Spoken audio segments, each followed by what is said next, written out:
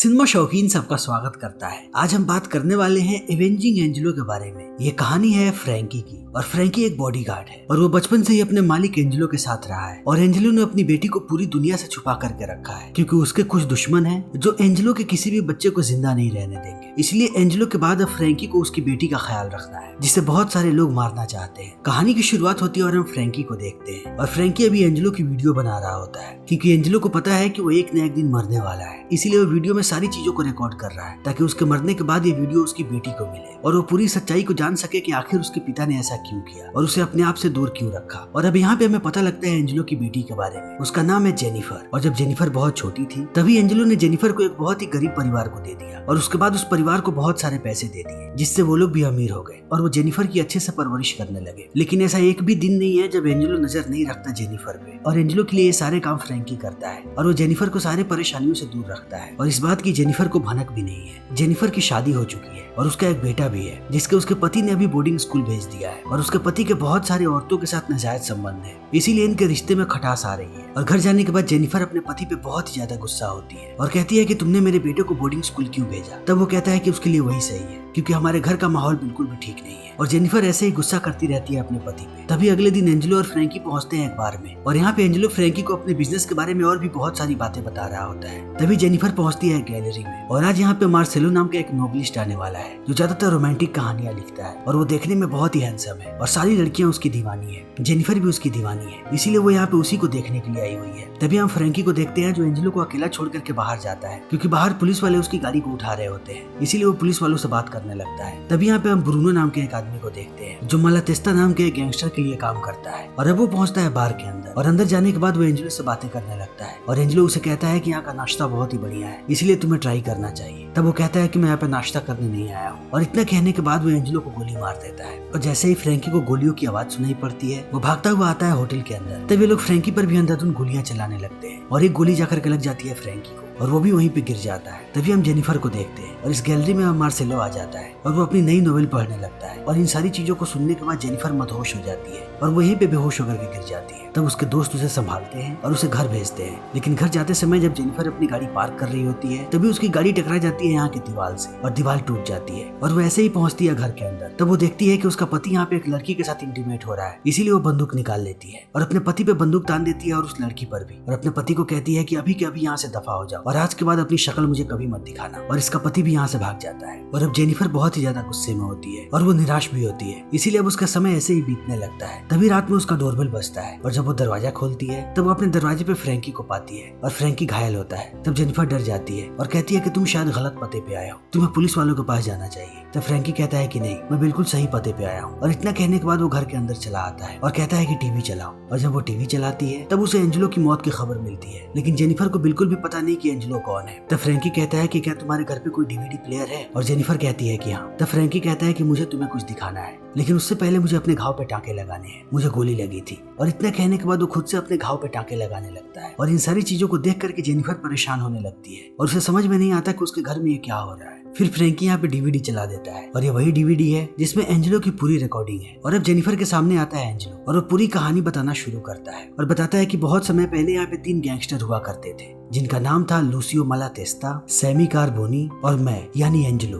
और हमारे पास एक हिटमैन हुआ करता था और सबको पता था कि वो हिटमैन हमारे लिए काम करता है, लेकिन वो चुपके से जाकर के मिल गया मालातेस्ता के साथ और उसके बाद उसने सैमी कार्बोनी को मार दिया। इसीलिए सैमी के सारे लोग हमारे पीछे लग गए और उन्हें लगने लगा कि मैंने सैमी को मरवाया है। और सैमी का एक बेटा था जिसने ये शपथ ली थी कि वो मेरे सारे बच्चों को मार देगा और सैमी के उस बेटे के बारे में कोई नहीं जानता, उसका नाम है जियानी। और उसके साथ साथ मालातेस्ता भी मेरे पीछे लगा था। और उसी वक्त तुम्हारी माँ प्रेग्नेंट थी, तब मैं तुम्हारी माँ को लेकर के चला गया इटली और वहाँ के एक छोटे से शहर में रहने लगा। और जैसे ही तुम्हारी माँ ने तुम्हें जन्म दिया मैं उसे लेकर के वापस आ गया और मैंने एक गरीब परिवार को ढूंढा और उसके बाद उन्हें बोला कि वो तुम्हें गोद ले ले और उन्होंने तुम्हें गोद ले लिया। फिर मैंने उन लोगों को शहर के सबसे रईस लोगों में से एक बना दिया ताकि वो तुम्हारा अच्छे से ख्याल रख सके। और मैं हमेशा ही तुम्हें देखता रहता था, लेकिन तुम्हें मेरे बारे में कोई भी खबर नहीं थी और मैं जानता था कि अगर मैं तुमसे मिलूंगा तब तुम्हारे जान पे आंच आ सकती है। लेकिन आज अगर तुम इस वीडियो को देख रही हो इसका मतलब ये है कि मैं मर चुका हूँ और अब तुम्हारा हक बनता है कि तुम जानो कि तुम्हारे असली पिता कौन है। और अब इन सारी बातों को सुनने के बाद जेनिफर परेशान हो जाती है और इस बात को मानने से इनकार कर देती है कि एंजेलो उसके पिता है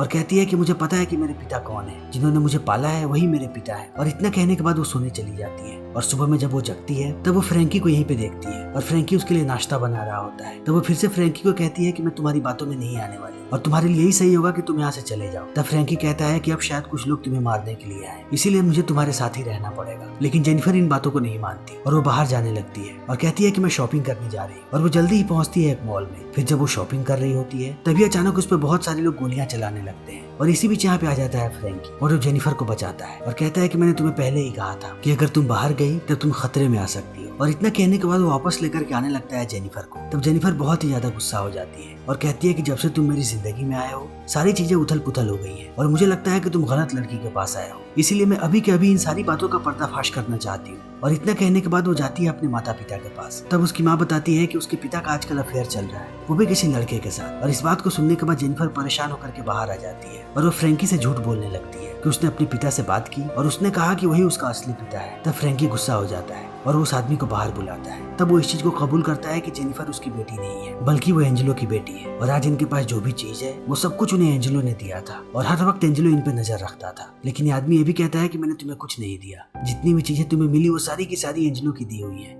मैंने बस तुम्हें प्यार दिया है। और इस बात को सुनने के बाद जेनिफर इसको गले लगा लेती है और अब उसे फ्रैंकी पर भी भरोसा हो जाता है, इसलिए वो फ्रैंकी के करीब जाने लगती है और उसके बारे में और जानने की कोशिश करती है। और तब वो अपने यादगार मोमेंट के बारे में बात करती है जब वो किसी के साथ इंटीमेट हो रही थी और वो एक गाने के बारे में बात करती है। तब फ्रैंकी कहता है कि उस वक्त वो गाना नहीं बज रहा था और फिर वो एक दूसरा गाना बजाता है। और इस चीज को देखने के बाद जेनिफर को पता लग जाता है कि फ्रैंकी ने उस पर 24 घंटे नजर रखा हुआ था, इसीलिए वो फिर से गुस्सा हो जाती है। तब फ्रैंकी कहता है कि मैं बाहर गेस्ट हाउस में सोऊंगा क्योंकि यहाँ पे कभी भी कुछ भी हो सकता है, इसीलिए अब जेनिफर भी सोने चली जाती है और फ्रैंकी भी। लेकिन जैसे ही रात होती है अंदर एक आदमी घुस आता है और वो धीरे धीरे करके जाता है जेनिफर के पास और वो उस पे हाथ डालने ही वाला होता है। तभी यहाँ पे फ्रैंकी आकर के उसे पकड़ लेता है। तभी वो चिल्लाने लगता है कि मैं जेनिफर का पति हूँ और जेनिफर भी जग जाती है। तब वो पूछता है कि ये आदमी कौन है। तब जेनिफर बताती है कि ये मेरा बॉडीगार्ड है और ये तुम्हें अभी के अभी बाहर फेंक देगा। तब वो जेनिफर को मनाने लगता है और कहता है कि मुझसे गलती हो गई और गलती से मैं उस लड़की के चक्कर में पड़ गया, इसके अलावा मेरा किसी से कोई भी संबंध नहीं। तब फ्रैंकी यहाँ पे गोली चलाता है और वो एक और लड़की का नाम बताता है। तब वो कहता है कि हाँ उससे भी मेरा संबंध है लेकिन उसके अलावा किसी और से नहीं है। तब फ्रैंकी फिर से एक और लड़की का नाम बताता है और ऐसे कर करके वो बहुत सारी लड़कियों का नाम बताता है और जेनिफर के पति को ये सारी बातें एक्सेप्ट करनी पड़ती है। और जब जेनिफर इन सारी बातों को सुनती है वो कहती है कि मुझे तुमसे तलाक चाहिए और उसका पति भी मान जाता है और कहता है कि अब हमारी मुलाकात अदालत में होगी। और इतना कहने के बाद चला जाता है और जेनिफर एक बार फिर से निराश हो जाती है और अगले दिन वो जाती है एंजेलो के फ्यूनरल में। तब उसे पहली बार एहसास होता है कि उसे अपने पिता से पहले ही मिलना चाहिए था और ये लोग घर वापस आ जाते हैं। लेकिन रात में जब जेनिफर सो रही होती है तभी यहाँ पे एक और आदमी आता है उसे मारने के लिए, लेकिन फ्रैंकी उसे पकड़ लेता है और वो उसे मार देता है। लेकिन उसकी आहट सुन लेती है जेनिफर, इसीलिए वो फ्रैंकी के कमरे में आ जाती है। तब तक फ्रैंकी उसकी डेड बॉडी छुपा चुका होता है लेकिन वो जेनिफर को ये बातें नहीं बताता है वरना जेनिफर डर जाती। लेकिन जेनिफर पहले से ही डरी हुई होती है इसीलिए वो भी इसी कमरे में सो जाती है और बताती है कि उसे ओपेरा कितना पसंद है लेकिन आज तक उसने ओपेरा का कोई भी शो नहीं देखा है। इसीलिए फ्रैंकी अगले दिन जेनिफर को ले जाता है ओपेरा दिखाने के लिए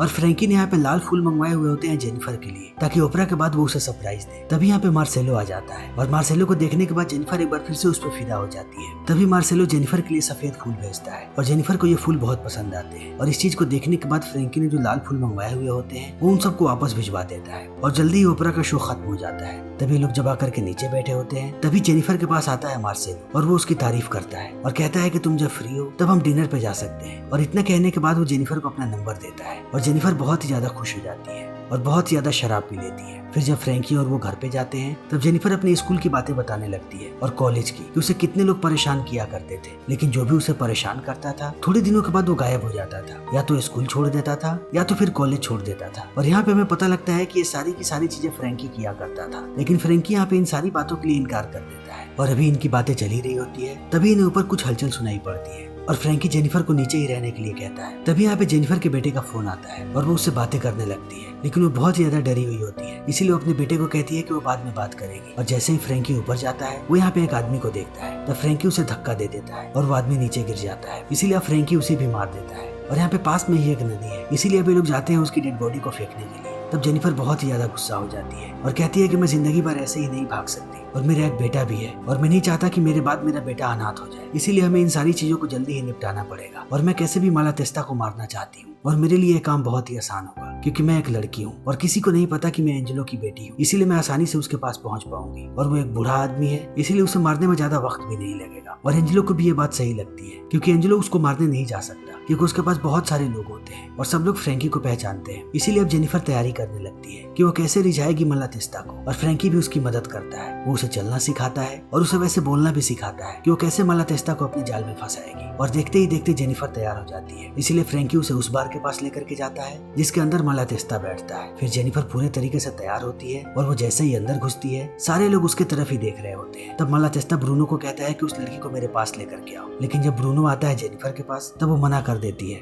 और कहती है कि तुम्हारे मालिक को इतनी भी तमीज नहीं है कि वो खुद आकर के पूछे। और यही अदा मालातेस्ता को बहुत पसंद आती है और वो जेनिफर को अपने पास बुलाता है और उसे अपनी बातों में रिझाने लगता है कि वो उस पर कैसे फिदा हो चुका है, लेकिन जेनिफर उसे भाव नहीं देती और इस चीज को देखने के बाद उसे दिल का दौरा पड़ने लगता है। तब ये लोग जल्दी ही यहाँ पे एम्बुलेंस बुलाते हैं और वो लोग मालातेस्ता को एम्बुलेंस में बैठाते हैं और उसके साथ साथ वो लोग जेनिफर को भी बैठाने के लिए कहते हैं और उसे यहाँ से लेकर के जाने लगते हैं। इसीलिए अब फ्रैंकी भी इनका पीछा करने लगता है, लेकिन ये लोग हॉस्पिटल नहीं जाते बल्कि मालातेस्ता के घर पे जाते हैं और यहाँ पे हमें पूरी प्लानिंग पता लगती है क्योंकि मालातेस्ता के लोग बताते हैं कि ये मालातेस्ता की चाल है और वो जितनी भी लड़कियों को अपना रखेल बनाता है वो उनके साथ ऐसा ही करता है। वो उन्हें बुलाता है और उसके बाद यहाँ पे एक पादरी बुलाता है और उनसे नकली की शादी कर लेता है ताकि उसकी रखेले उसे छोड़ करके ना जाए। और आज भी मालातेस्ता ने यहाँ पे एक पादरी बुला रखा है और वो हमेशा की तरह अपना जाल यहाँ पर भी बिछाता है और जेनिफर को एहसास दिला देता है कि इनकी शादी हो गई, इसीलिए वो उसे लेकर के जाता है अपने बंगले पे और ब्रूनो कुछ कपड़े ला करके देता है जेनिफर को और कहता है कि इन्हें पहन लो और इन्हें पहनने के बाद ऊपर जाओ कमरे में क्योंकि मालातेस्ता तुम्हें वहीं पे मिलेगा। और अब इन सारी चीजों को देखने के बाद जेनिफर परेशान होने लगती है, लेकिन अब यहाँ पे फ्रैंकी भी आ चुका है। तभी जेनिफर उन कपड़ों को पहनती है और जाती है मालातेस्ता के कमरे में। तब मालातेस्ता इससे गंदी गंदी बातें करने लगता है और कहता है कि वो इसके हुस्न का दीवाना है। और जब मालातेस्ता ये बातें कहता है तब उसका हार्ट बीट बढ़ रहा होता है और जेनिफर इस चीज को देख लेती है, इसीलिए वो अपने कपड़े उतारने लगती है और वो जैसे जैसे अपने कपड़े उतारती है वैसे वैसे मालातेस्ता का हार्ट बीट बढ़ता है। और जब जेनिफर अपने पूरे कपड़े उतार देती है तब इसे देख करके मालातेस्ता को हार्ट अटैक आ जाता है और यहीं पे उसकी मृत्यु हो जाती है। और इस चीज को देखने के बाद जेनिफर यहाँ से भागने लगती है। तब उसके आदमी उसे देख लेते हैं, लेकिन जेनिफर जैसे ही यहाँ से बाहर भागती है